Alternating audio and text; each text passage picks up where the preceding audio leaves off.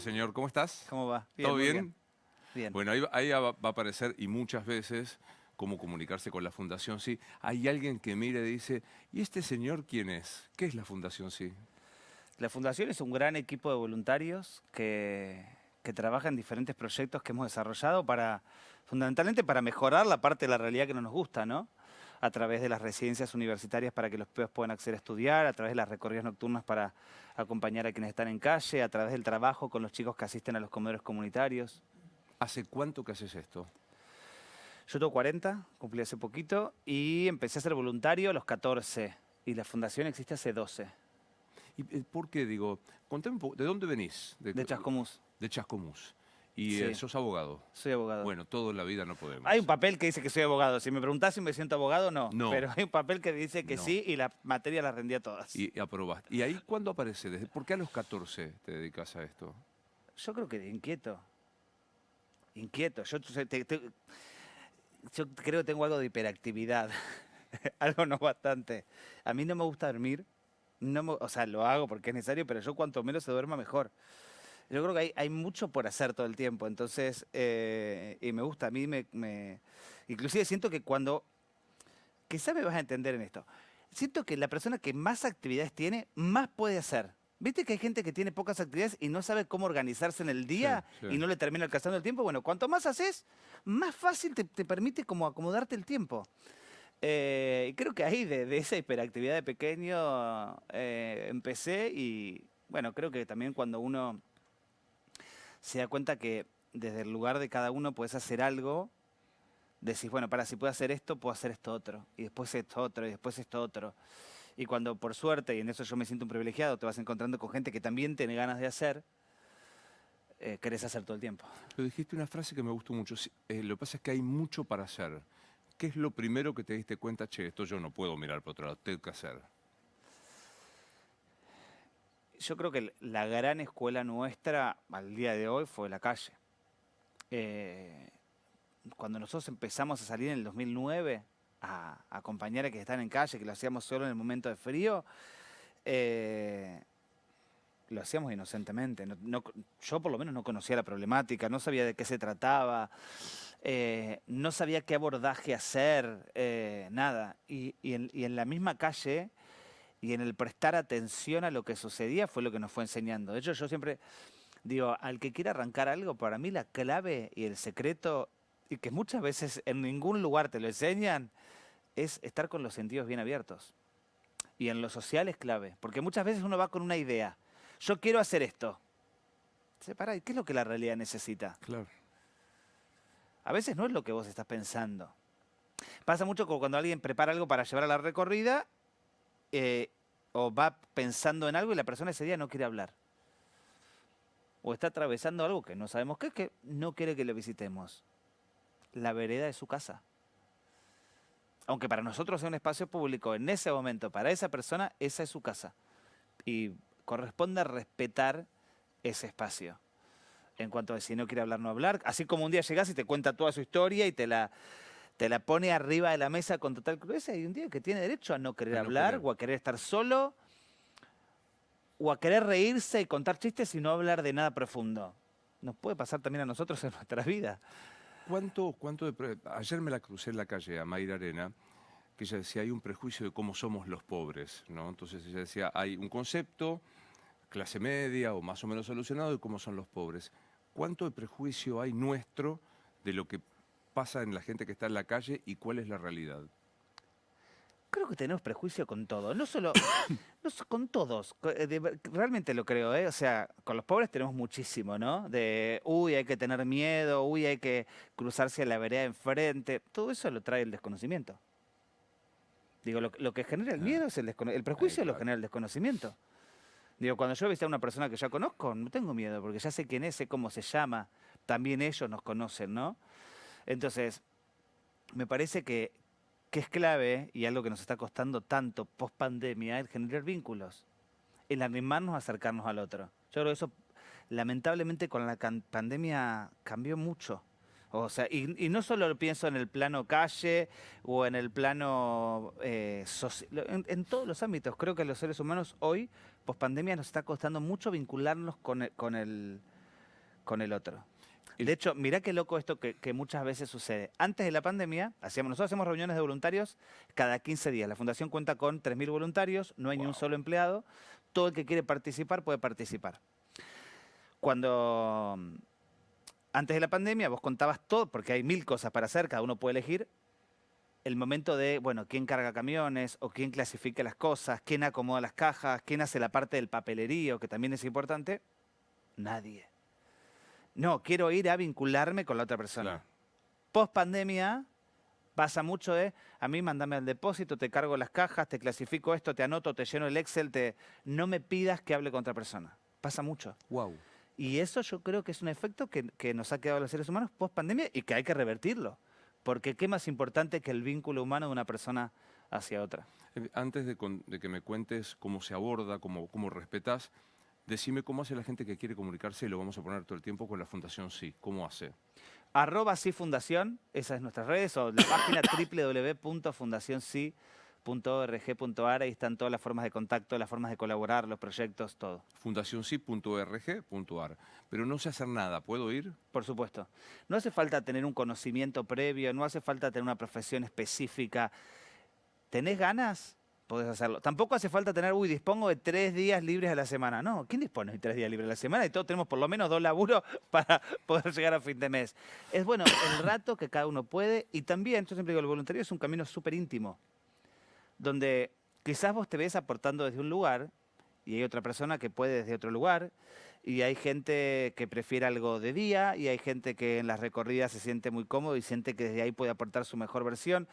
Y por ahí uno va probando diferentes espacios y desde dónde hasta encontrarse desde acá siento que puedo aportar lo mejor de mí a cada uno de los proyectos. ¿Te acordás tu primera salida a la calle? Con lujo de detalle. Contámelos todos. Con lujo de detalle. Fuimos a Plaza Congreso. En la esquina de la biblioteca del Congreso había una persona que no me olvido más porque se llama Rodolfo, como mi papá, que tenía una corbata con lunares rojos.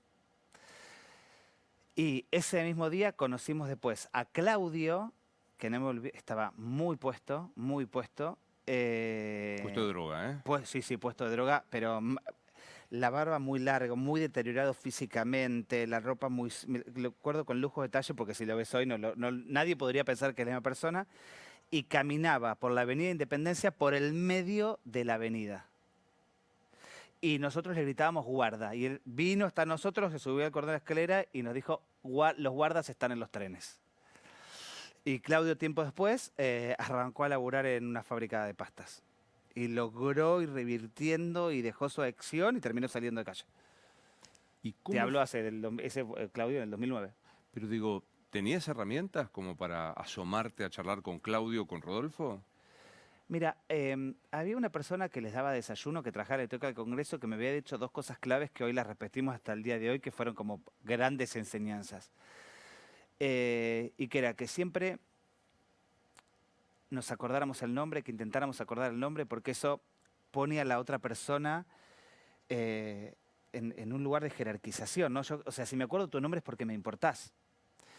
Y que intentemos siempre que la mirada esté a la misma altura. Que por ahí el que está escuchando y no conoce la problemática le suena cursi, pero es muy importante porque si no, digo, si vos estuvieras en calle y estuvieras en esta posición y yo me paro, soy la persona que está bien, en la mirada en lo alto, mirándote para abajo a vos que estás mal. Si estamos a la misma altura, ya hay otra cosa de igualdad. Y para mí hay algo que es, desde ese lugar, que es importante. De hecho, para mí, si querés, filosóficamente, es importante entender que no hay uno que ayuda y uno que es ayudado. Todos en algún momento hemos recibido ayuda de alguien y todos en algún momento tenemos la posibilidad de ayudar a otro, ¿no? Eso es muy dinámico, o sea, puede cambiar. Y a todos nos han ayudado en algún aspecto. Yo siempre digo, como algo bien concreto para que gente lo entiende, pero digo, Dami, que fue una de las primeras personas que nos ayudamos a salir, en un momento yo me caí, me quebré la mano, tenía todo chapa, y el que me cortaba en la fundación al mediodía cuando comíamos y que comíamos carne, con el cuchillo era él porque yo no podía. Y eso lo hizo durante mis 30 días de recuperación, digo, ahí me estaba ayudando él a mí. ¿Viste? La realidad es dinámica y cambia todo el tiempo, y entender que somos iguales, que en este momento, lamentablemente, nos toca estar en situaciones diferentes y que hay gente que está en una situación mucho más compleja y jodida y que hay gente que ha tenido una historia mucho más dolorosa para mí es importante al momento del abordaje, ¿no? Porque también uno tiene que liberarse de, como esto te decía, bueno, ver realmente qué necesita el otro. No sé, pienso en Javi, que es una persona que hoy ya falleció. Javi, nosotros pensábamos que tenía un problema de obesidad muy grande porque lo veíamos siempre sentado, una pierna no le funcionaba, andaba con bastón, siempre totalmente ebrio. Cuando empezamos a entrar en confianza, su mamá le daba alcohol en la mamadera. O sea, imagínense desde dónde venía el problema de alcoholismo de él. Hasta que la primera vez que él acepta hacer un tratamiento de adicciones, claro, había que bañarlo. Cuando se baña y sale cambiado, en realidad era otra persona, era mucho más joven de lo que creíamos, era re flaquito, pero era una campera que se había pegado a la otra, que se había pegado a la otra, que se había pegado a la otra de 15 años de no bañarse. 15 años sin bañarse. 15, 12, no me acuerdo fuera. exacto, pero eran muchos años de no bañarse. Diego, el voluntario que lo acompañó, que lo ayudó a sacarse la ropa, que lo acompañó en ese momento, ¿era algo agradable? No. Digo, claramente, no hay discusión, no era agradable acompañarlo, pero era lo que Javi necesitaba en ese momento. Entonces ahí es, che, no sé si es lo que Diego tenía ganas de hacer, pero Diego entendió que era lo que Javier necesitaba. Sí, esto que dijiste al comienzo, cuando uno va a dar, tiene que entender que no es desde el lugar donde uno cree que esto es bueno, tiene que escuchar y sentir y oler Totalmente. y palpar lo que necesita, ¿no? Yo siempre digo, todos los proyectos de la Fundación, sería ridículo que nosotros nos hagamos cargo de la creación de alguno de ellos. Porque todo fue de escuchar y la realidad nos fue diciendo, che, ¿y ahora qué hacemos? ¿Y ahora por dónde vamos? Y esto, generalmente con cosas terribles y con cosas dolorosas que pasaban y que veíamos y decíamos, bueno, ¿ante esto qué? Cuando nosotros abrimos las residencias universitarias, la primera en Santiago del Estero, hoy ya hay 26. 26 residencias. 26. Hay que casi dan 900 alojamiento chicos a... estudiando. 900. Hay 600 y pico de chicos viviendo Vos estás hoy. loco, ¿no? Vos tomás nota que estás loco, ¿no? Digresión del afecto que te tengo. No, pero además la palabra locura para mí no tiene ningún tipo de connotación negativa, así que no me molesta para nada.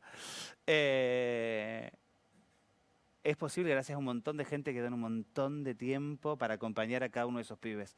Mira, a vos te sorprendió la cantidad de residencias. Cuando nosotros abrimos la primera, me fui de tema, pero te voy a decir por esto que te sorprendió el número, y empezó a expandirse el proyecto, no por idea nuestra, por la demanda de la gente.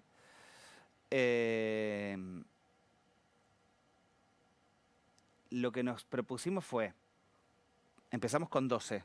Hoy entre todos son cerca de 900. El acompañamiento tiene que ser igual de cercano y artesanal que cuando había 12. Ese es el desafío. Si en algún momento ese acompañamiento deja de ser tan cercano a los chicos, ahí tenemos que poner un freno y ir un poco más despacio. Pero la realidad es que se fue sumando gente y voluntarios que nos fueron acompañando y permitiendo que ese acompañamiento siga siendo igual de cercano. Residencias destinadas, para los que no lo conocen... Son casas para chicos del interior que vienen de situaciones de una pobreza muy extrema y que no tendrían la posibilidad hoy de continuar estudiando. Cada una de estas casas está en una provincia diferente y ahí tienen cubierto el hospedaje, la comida, los libros, que así arrancó. Ese fue como el principio, como te decía, de cuando arrancamos no sabíamos con qué nos íbamos a encontrar. Hoy, además de todo eso material, tuvimos que ir modificando el proyecto o ampliándolo porque nos dimos cuenta que hacía falta un acompañamiento emocional de los pibes, por la historia con la que vienen, por lo que implica el desarraigo. Tuvimos que sumar tutores, profesores de apoyo académico, porque las herramientas con las que salen del secundario no son las herramientas que pide la universidad. ¿Sí? Hay chicos que salen del secundario, y esto es fuertísimo decirlo, pero es lo que vemos todos los años, y terminan el secundario con un título avalado por el Ministerio de Educación, y que cuando uno empieza a ver la producción de ellos, estamos hablando de un nivel de cuarto o quinto grado de primaria. ¿No? De hecho, en esto de ver la realidad y actuar en consecuencia, sin frustrarse, que eso es importante, hace ya 2 años implementamos algo que nunca lo pensamos cuando abrimos la primera casa, que nosotros le llamamos el CBC, un poco en chiste como la UBA tenía el CBC, nosotros dijimos, bueno, hagamos el CBC, y es un mes intenso, Este año participaron más de 170 profesores voluntarios, donde todos los ingresantes al primer año de la facultad, nos instalamos acá en Buenos Aires, y había 9 horas de clase obligatorias y 3 o 4 optativas de acuerdo a lo que no iban entendiendo, ¿no? Y se iba dividiendo un montón de clases de matemática, de física, de química, de comprensión de texto, bueno, dependiendo de la carrera que va a hacer Claro. cada uno, para decir, che, que de verdad tengan las herramientas que la universidad pide, porque si no le estamos pidiendo un salto que realmente es imposible. A quinto grado, primer año de la facultad. Entonces, Seguro te acordás, el primer pibe que entra a la primera residencia. sí, claro, Néstor. ¿Dónde? ¿Acá? ¿Dónde fue? Santiago del Estero, Punta Pozo, pueblo de 700 habitantes. De hecho, él fue el que vino a decirnos abran las residencias. No fue una idea nuestra, él nos lo pidió. Él nos dijo, che, yo quiero estudiar. Me fui a 60 kilómetros para hacer el secundario. Soy el primer egresado de mi secundario, la primera camada, y hoy quiero ir a la universidad, y la universidad me queda lejos, no puedo alquilar, no tengo guita. Hoy es ingeniero agrónomo. Hizo su tesis en España y como voluntario coordina una de las residencias para que otros chicos tengan la posibilidad que él tuvo. Y si querés diga más, en momentos donde yo no he tenido guita, el que me ha llamado para ofrecerme plata es él. ¿Ves que nunca hay alguien que ayuda y otro que se ha ayudado? Es todo el tiempo, a todos nos ayudan y todos ayudamos. ¿Cómo manejas el nivel de lágrima para no llorar cada vez que ves a Néstor? ¿O te acordás de Rodolfo en la calle o de Claudio? ¿Cómo manejas No, eso? yo lloro mucho, pero lloro en soledad. Me cuesta llorar. Bueno, de Néstor además hoy lo siento un amigo. A mí de él me emociona mucho su don de gente. Es un tipo impecable. Pero digo de él porque fue el primero, pero de cada pibe a mí, cuando se anotan, eso no sucede. Pero cuando ellos ya entran a la universidad, ellos inmediatamente toman conciencia del salto que injustamente les toca dar, ¿no? Porque ellos no son responsables del nivel con el que salen del secundario. Y ahí es fuerte encontrarte con, digo, los primeros, el CBC este que te contaba arrancó el 3 de enero. Y la primera semana es muy compleja porque los chicos empiezan a darse cuenta, che, no, o sea, estoy mucho, mucho más atrás que... Este chicos que estudiaron veterinaria no tuvieron nunca química, como en su pueblo no había profesor de química, no tuvieron química en toda la secundaria. O los últimos 2 años no tuvieron matemática. Y de pronto empiezan con álgebra, con análisis matemático, Y ser consciente de eso, y que eso no te va a bajar los brazos, sino decir, che, le voy a meter el triple para que ese salto yo lo logre hacer posible, eso emociona. Es emocionante. Eso es, yo se los digo siempre, yo siento aún, pensemos son 900 adolescentes, hay momentos donde obviamente los querés matar. Razonable. Pero yo siento un amor y una admiración profundo por cada uno de ellos. Por la valentía que tienen de ir contra algo que no estaba dentro del campo de lo posible para ellos, que como sociedad no les brindamos las herramientas. Y acá, esto quiero ser claro por las dudas, yo no estoy hablando de capacidad. La capacidad recontra está, ¿eh? Porque a veces es como, uy, no, la capacidad la tienen. Las herramientas que faltan son herramientas que como sociedad no les dimos. Y digo sociedad porque ahí nos involucro a todos los que formamos parte de este país o del mundo, si queremos hablar un poco más grande, hablo de Argentina porque es lo que conozco.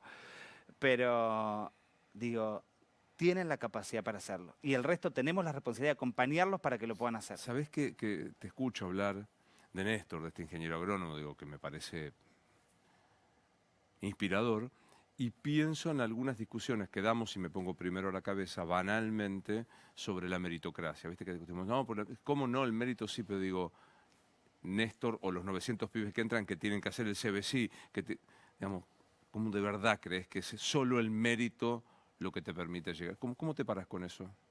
Bueno, por eso justamente te contaba esto del acompañamiento artesanal, porque cada uno parte de una manera diferente. Nosotros, por supuesto que vemos el compromiso de ellos con el estudio en cada una de las casas, porque el lugar que ocupan ellos en la casa hay un montón de otros pies. Nosotros tenemos miles de inscriptos todos los años para entrar. Porque vos te sorprendiste cuando yo te dije el número de estudiantes, pero a mí me sorprende todos los años los cientos de chicos que les tenemos que decir que no, porque no tenemos más lugar. Y ese es un dolor muy grande. Entonces, hay algo que es clave, y para mí es una palabra maravillosa, que es lo artesanal. Cada chico tiene metas académicas que cumplir, pero esas metas no son para todos por igual.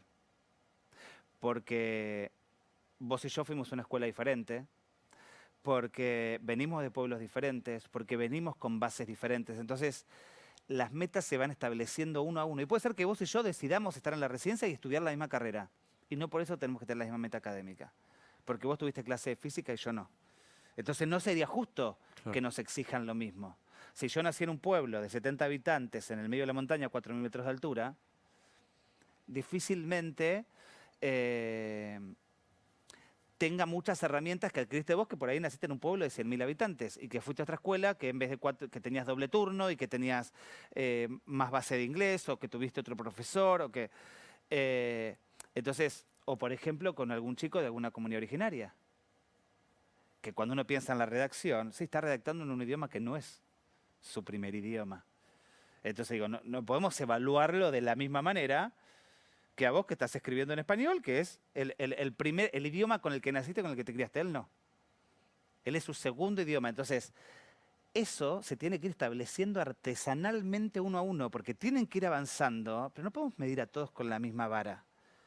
Porque todos arrancan desde lugares diferentes y todos vienen con una historia complejísima. ¿Cuántos presidentes, gobernadores, jefes de gobierno te llaman para decir, Manuel, ¿en qué te podemos ayudar? ¿Nombraste para presidente, no, presidente, gobernador, jefe de gobierno, intendente? ¿Presidente nadie? No. ¿Nunca nadie? Ah, mejor no quiero que me llamen, ¿eh? Pero, no, a ver, por ahí algún funcionario ha llamado en algún momento para... Nosotros no recibimos fondos del Estado, pero sí nos han llamado para preguntarnos qué opinábamos sobre. Bueno, eso es ¿no? bueno. Y eso es interesante, por supuesto. Sí, sí, sí. Y eso personalmente yo lo valoro porque digo, bueno, está bueno tener en cuenta... no solo nos pasa en el Poder Ejecutivo, a veces nos pasa con alguna cuestión de algún menor que está en calle, por ejemplo, donde el asesor o cuando llega ya a una instancia judicial, en algún momento, alguno de los funcionarios de la justicia nos consulta, che, tuvimos una audiencia o lo vimos una sola vez y ustedes lo vienen acompañando hace 2 años. ¿Qué es lo que ustedes ven? Y eso está bueno y hay que destacarlo, ¿no? Contame si es que hay un color especial yendo a calle, yendo a la Ciudad de Buenos Aires. ¿Hay un color especial de la gente en situación de calle 2024? ¿Un color? Sí, más gente que llega de un lugar. Un color, quiero decir, después de tanto tiempo, sabes que en esta época llegaron personas que se quedaron sin trabajo de 50. Hoy hay una característica, para no usar la palabra, una metáfora que no te gustó nada. No, como viste que los colores están muy atribuidos, entonces por eso me quedé pensando en la pregunta para ver por dónde ibas. Pero creo que lo que sucede lamentablemente, y ya viene hace tiempo esto, y nosotros lo hemos ido viendo desde el 2009 hasta ahora, y es muy triste decirlo, es la baja en la edad. Eso es lo más terrible. Porque cuando nosotros arrancamos en el 2009, el promedio de que veíamos te diría que sería unos 50 años, 50, claro. 60. Era gente más grande, inclusive gente más estable. Era más fácil hacer el seguimiento de quien vivía en calle. Porque vos sabías que Pedro dormía en tal lugar, que entonces si vos ibas haciendo un seguimiento era fácil. Ahora son cada vez más pibes, con otro consumo de sustancias y que a su vez no tienen un lugar fijo. Entonces, de acuerdo a cómo les pegue lo que consumieron, hoy durmieron en Palermo, mañana en Barracas y pasado en Devoto. Hacer el seguimiento de una persona que todos los días cae en un lugar diferente o duerme en un lugar diferente es mucho más complejo. ¿Y hoy el fenómeno del consumo pasa por qué sustancia? De todo. O sea, sigue habiendo mucho alcohol, pero se sumó todo lo que es Paco, Merca, hay mucho y en mucha cantidad. Eso es notorio y la rehabilitación cuesta muchísimo. Y con mucha más consecuencia de daño neurológico más rápido, ¿no? Que eso es complejo porque cuando ves a un pibe de 22 años que ya tiene un daño muchas veces irreversible de lo que consume, porque por ahí arrancó a consumir a los 11, a los 12, y vos decís, tiene 20 años, toda la vida por delante, y en realidad ya hay daños que sabés que no va a haber vuelta atrás, ¿no? Foto arbitraria, por donde yo circulo, que es un lugar así, me impresiona ver como familias, muchas familias, que antes uno veía una persona sola, pero ves un papá, una mamá y los 2 hijos.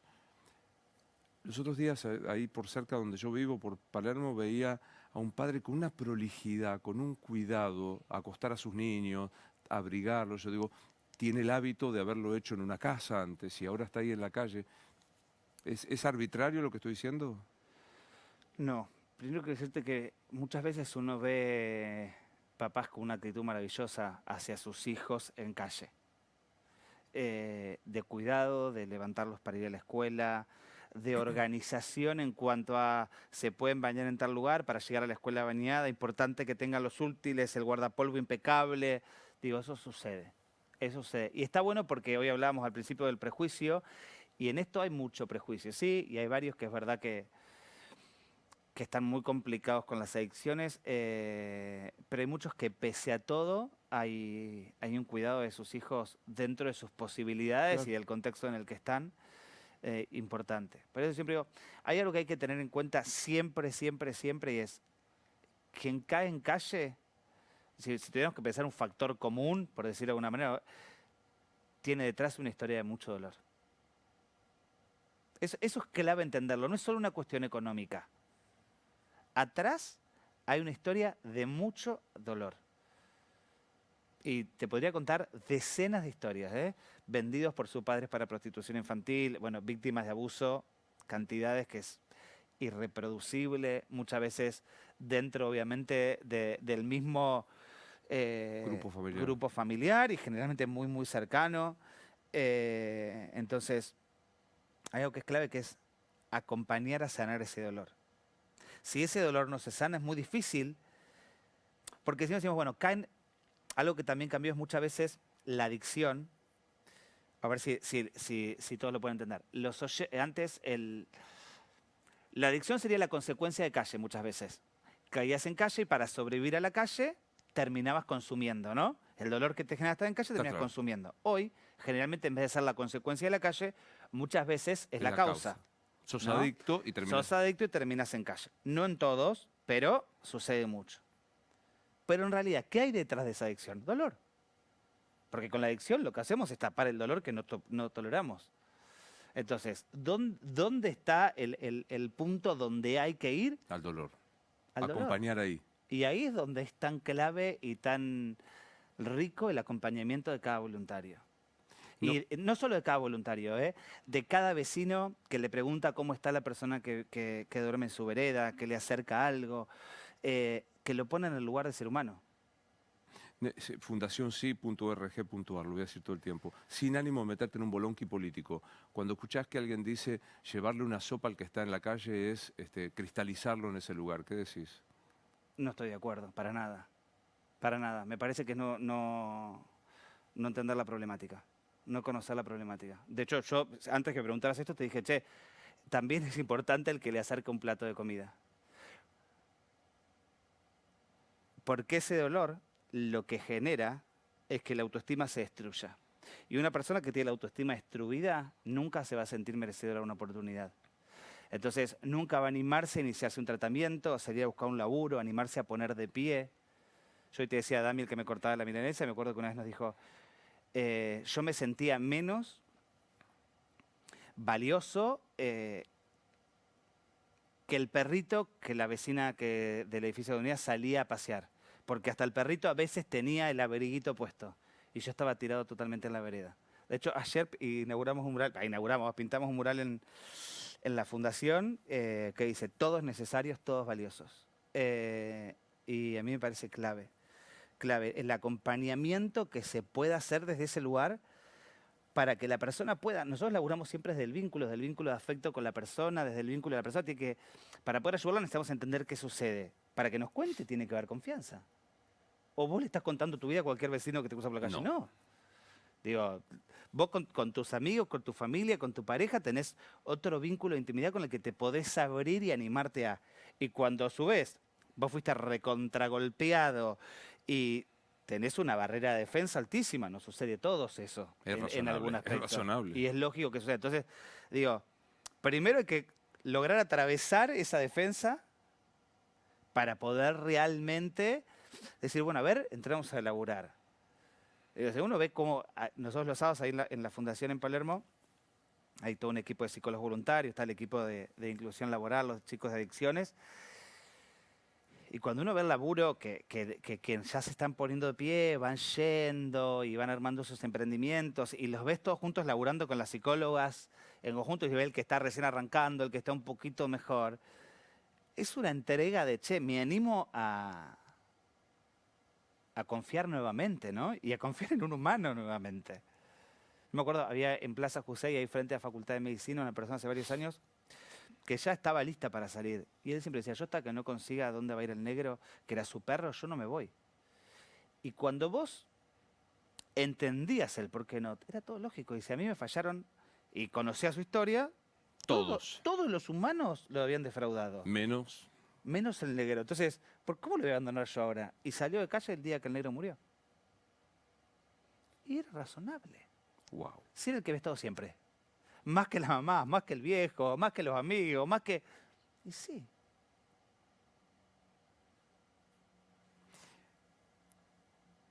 ¿Para qué haces esto? Creo que es parte de nuestra responsabilidad como integrantes de la sociedad que somos. Yo creo que todos somos responsables por esto. Por las injusticias que ocurren en la sociedad, por la realidad en la que vivimos. A mí la sociedad en la que vivimos no me gusta. Hay un montón de cosas sí, y un montón de cosas no. Digo, me quedo criticando, quejándome, enojándome, o digo, che, ¿qué puedo hacer desde mi lugar? Vos me preguntás, cuando arrancaron en calle, ¿sabían en qué? No teníamos ni idea.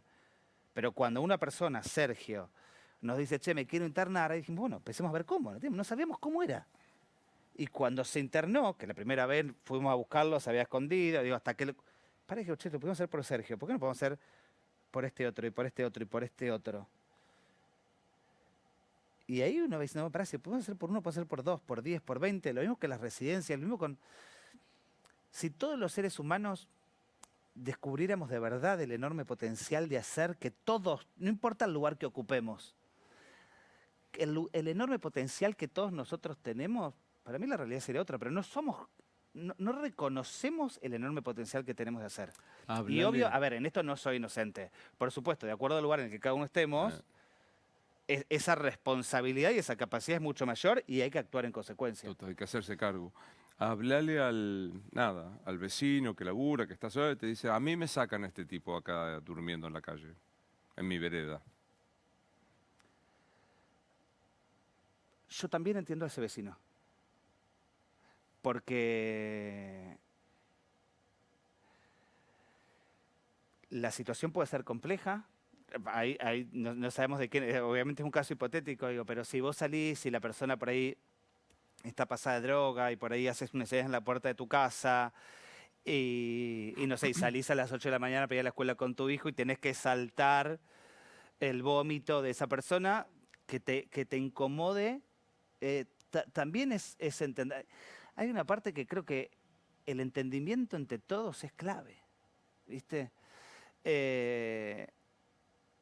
Pero la solución no es una limpieza de la vereda como si fuera un objeto, como si estuviéramos hablando de una bolsa de basura, ¿no? Yo creo que nunca nos podemos olvidar que hay un ser humano. Y sí, algo que es clave, que hasta mis rastas estén blancas, les voy a decir, es nadie elige dormir en la calle. Nadie. Nadie. Partamos de ahí. Que no quiere decir que no te encuentres con gente que lo diga. Sí, podés encontrar, muchos se pueden encontrar con gente que diga, yo me quiero quedar acá. Pero esa expresión no está basada en la voluntad. Esa expresión está basada en ese dolor que trae la persona, en ese cagazo que le da pensar en... Mira, cuando nosotros empezamos, no me olvido más, cuando nosotros empezamos con el equipo de inclusión laboral, había una de las primeras personas que vino a la entrevista que cuando empezó a tener entrevistas laborales empezó a decir, me quiero morir, me quiero morir, me quiero morir. Y Ana, la voluntaria que estaba ahí, siempre me decía, no entiendo, dice, no entiendo cómo... Mientras estaba en calle no decía eso, y ahora que su vida va mejorando, claro, cuando vos estás en un estado de supervivencia total, hay muchas cosas que están guardadas bajo la alfombra. Claro. Cuando vos empezás a salir y empezás a proyectar, empieza a removerse todo y eso que estaba bajo la alfombra empieza a salir y empieza a oler y empieza... Entonces, claro, digo, cuando empezás a proyectar para adelante, empieza a aparecer lo de atrás. Y hay que hacerse cargo de eso, y hay que hacerse responsable de eso, y hay que ver cómo uno puede abordarlo, sanando, y procesándolo, ¿no? Pero para ese vecino, la solución no es correrlo, ni barrerlo, ni pasarle una hidrolavadora, ni prenderle fuego al colchón. La solución es, che, ¿cómo hacemos entre todos para hacer una sociedad que de verdad los incluya? Y ahí, por supuesto, hay que intervenir antes, porque muchas veces es tarde. Pero ¿dónde estábamos como sociedad cuando a ese que hoy tiene 20 tenía 8 y lo abusaban, tenía 11 y arrancó a consumir, tenía 9 y lo abandonaban? Digo, ahí tenemos que estar antes para prevenir que llegue a calle. ¿Sentís que hay una, si querés vincularlo directamente con algo político o no, ¿sentís que hay una coyuntura de insensibilidad en este tiempo? ¿Una especial insensibilidad? Si yo dijera eso, creo que sería injusto, porque la realidad es que hoy mencionaba, hay 3.000 voluntarios que ponen el tiempo, no el que sobra, muchas veces el que no tienen y el que a veces le quitan un rato a sus hijos para... yo sí creo, y esto, viste, te hablaba hoy de pospandemia, lo que nos cuesta vincularnos, le tenemos miedo al encontrarnos con la otra persona. Porque cuando yo me vinculo con vos, veo tu historia, pero también veo la mía. ¿No? De hecho, en calle a todos los que nos vinculamos en cualquier aspecto, nos remueve algo de nuestra historia, nos moviliza en algo, me hace repensar, che, en qué cosas yo no estoy avanzando, o algo de mi pasado, o algo de mi historia. Entonces creo que ahí eso puede hacer que uno prefiera, como decir, bueno, a ver, tú, me encapsulo, que hoy en la era de la virtualidad es bastante fácil, y voy como si nada ocurriera. Pero eso no construye. Me parece que todos tenemos la responsabilidad de ir construyendo. ¿Qué pasó? Y además esa cobertura o esa cápsula en algún momento se rompe. En algún momento tenés que encontrarte con la realidad que vivimos. Más tarde o más temprano sucede. ¿Qué detonó en vos que te calentaste y contaste una historia personal muy, muy dura a partir de lo que no pasaste bien? ¿Qué fue? ¿Qué fue lo que te enojó tanto? Creo que fue un funcionario... No, un escritor, no es funcionario. No me acuerdo. ¿Qué sí, ya me me acuerdo. enojó? Sí, Todo lo que dijo me enojó, pero hubo puntualmente una palabra y que habló de infelicidad, como si no tuviéramos la capacidad de ser felices. Que los ¿no? gays éramos infelices, débiles, más enfermos, no sé qué otra cosa. Y para mí es esa palabra puntual en mí desencadenó lo que sí, no puedo permitir que alguien diga eso frente a un micrófono. Porque no sabemos quién está escuchando del otro lado y qué está viviendo el que está escuchando y qué... Entonces, lo mismo que te decía hoy, digo, para mí hay que ser responsable y cuando uno tiene un micrófono adelante, más. Digo, yo te estoy respondiendo ahora y estoy pensando cada cosa que digo porque tener la posibilidad de estar acá hablando implica responsabilidad. Implica responsabilidad porque hay gente que está escuchando y yo por lo menos intento que desde lo que digo y desde lo que hago, fundamentalmente porque nada lo hago solo, desde lo que hacemos, tiene que construir. Este mundo necesita que construyamos y que construyamos desde la unión. Y desde ahí me llevó a contar eso, que es una historia mía de hace muchos años atrás, pero que fue muy fuerte y que también seguramente tuvo que ver con que yo hoy me dedique a hacer lo que hago, ¿no? Literalmente quisiste morirte. Yo tenía una persona que todos los días me escribía explicándome la técnica de suicidio que tenía que usar. Sí. Sí, yo era muy pibe, no tenía idea. Hoy tengo 40, estoy parado en otro lugar, siento que tengo otro anclaje, otras herramientas emocionales. En ese momento no tenía tanto. Algo tenía porque estoy acá, por suerte, Sí, ¿no? claro. Sí. Aparte era un analista. Aparte era una persona a la que uno, exactamente, mi familia le confió algo muy importante nuestro. Sí, totalmente. Sentí que había que responderle, sentí que también había que construir, te dije, me enojó, pero también creo, y espero que haya sido así, que uno tiene o yo intento en qué transformar ese enojo. Porque en lo que hacemos en la Sí, fundación todo el tiempo, eh, yo que soy bastante calentón, me enojo mucho en muchas cosas. Pero digo, bueno, ¿y ese enojo en qué lo transformamos? Porque el enojo tampoco construye. El enojo nos tiene que poner en movimiento. Pero una vez que nos ponemos en movimiento, eso tiene que transmutarse en otra cosa que sea positiva. Y intenté hablarle desde ahí, desde mi lugar. Nunca pensé que iba a tener la repercusión que tuvo. Jamás, jamás. Entra por ahí caminando, ¿qué le decís? Lo mismo que le dije en ese momento. No, no estoy enojado con él, no. Simplemente que sea responsable cuando tiene un micrófono por delante. Ni siquiera, inclusive, entiendo lo que él piensa porque yo en un momento pensaba igual que él. Hoy, no. Pero que sea responsable porque no sabe quién está escuchando atrás. Y justo era un fin de semana donde había ocurrido un atentado en Barracas A fuertísimo. las 3 mujeres, claro. Exactamente. Un chico trans que estaba en la residencia de Córdoba se suicidó. Todavía, porque si no parece que fuéramos una sociedad avanzada, y creo que en un montón de cosas hemos avanzado y en un montón de cosas todavía falta avanzar. ¿Y sabes cuándo yo tuve la claridad de que había que decirlo? La noche anterior dudé si contaba eso o no lo contaba. Y dudé porque dije, ¿qué pasa si con lo que cuento se bajan algunos donantes de la fundación? Y cuando yo dije eso, che, si yo todavía tengo duda de que yo cuente algo que no tiene absolutamente nada de malo, de que alguna empresa o algún donante se bajó, es porque todavía hay que seguir construyendo. Y ahí fue cuando dije, hay que contarlo. Qué fuerte eso, qué fuerte que hayas tenido esa duda en ese instante, lo cual demuestra brutalmente. Sí.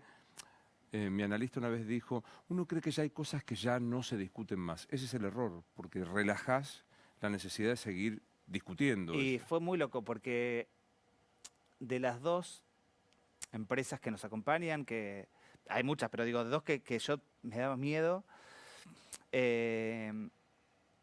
fueron dos de las empresas que primero me escribieron, Para apoyando abrazarte. y acompañando. Sí, sí, me emocionó mucho. ¿Qué es el éxito, Manu? Yo creo que es tener la posibilidad todos los días de levantarse y estar contento de que uno de vuelta se despierta y de lo que le toca hacer. Yo en eso me siento súper exitoso. Yo disfruto profundamente lo que hago. Profundamente lo que hago. Y cuando pasa el tiempo, poder mirar atrás y decir, che, pará, estoy dejando alguito, aunque sea mínimo, mínimo, mínimo, mejor de lo que lo encontramos. ¿Y Creo que tiene que ver. qué querés cuando seas grande? Bueno, yo tengo 40. Ya soy un poco grande.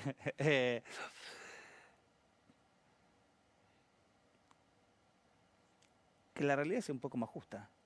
Y más en eso, que nos podamos escuchar más, que nos podamos entender más. Me parece que desde ahí, que ojalá la Fundación, sus proyectos y sus iniciativas no tenga que ver tanto con la satisfacción de derechos que son básicos y que debería tener todo el mundo garantizado. Quizás un día esto cambia y puede sonar medio utópico, quizás no mi generación, pero las próximas, y tenga que dedicarse, ojalá, un día que se dedique a promover la cultura, a promover el desarrollo de nuevos artistas, y que no haya que armar un recital para juntar alimentos, que un pibe que sale del secundario de verdad tenga las herramientas que el secundario debe acreditar, que los pibes tengan la motivación para generar cosas nuevas y no se encuentren escuchando noticias que digan, uy, ¿qué país nos están dejando? Me dijiste, nunca hablaste con ningún presidente, te llamó. Entra el presidente de ahora, entra Milei, ¿qué le decís? Que pongan lo mejor de él y que lo haga con responsabilidad. Pero eso se lo diría a todos. Porque es lo que me digo a mí. ¿Qué es lo que me digo a mí? Me parece que todos los días eche para qué otra cosa. Siempre hay algo para mejorar. O sea, yo conmigo tengo un nivel de autoexigencia muy, muy, muy, muy grande. Que lo he trabajado mucho en terapia y que probablemente tenga que ver con formar parte de una minoría y de lo que tenemos que hacer para...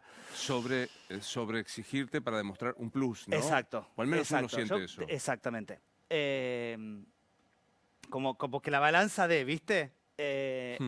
y yo todos los días pienso, bueno, a ver, yo me cuestiono mucho y todas las noches, bueno, uy, esto podría estar mejor, uy, esto, y acá no reaccionaste de la mejor manera, y esto se podría hacer más, y esto se podría... Para mí todavía hay mucho por hacer. Entonces, le diría al resto lo mismo que me digo a mí. Che, responsabilidad y, y que intente poner lo mejor de sí. Asumo que te ha pasado varias veces que trabaste en una relación con una persona en situación de calle, con un hombre, con una mujer, y volvés al día siguiente y se murió. ¿Cómo tramitas eso?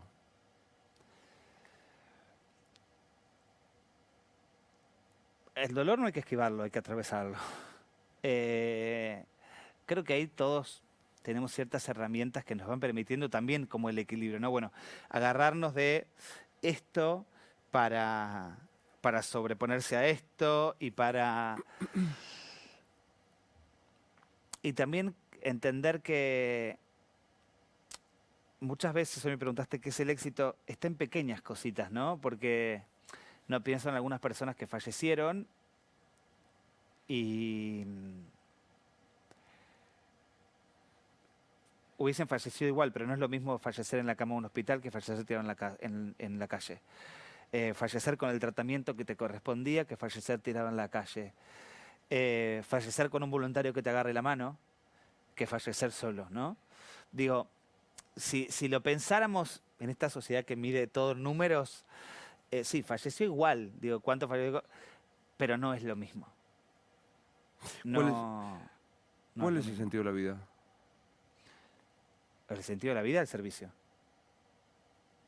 Y el poder desarrollar en lo máximo posible nuestro potencial. ¿Estás contento con ser vos? Sí, muy. Sí. Aún cuestionándome todo el tiempo por todo. O por casi todo. Pero sí. Disfruto mucho lo que hago.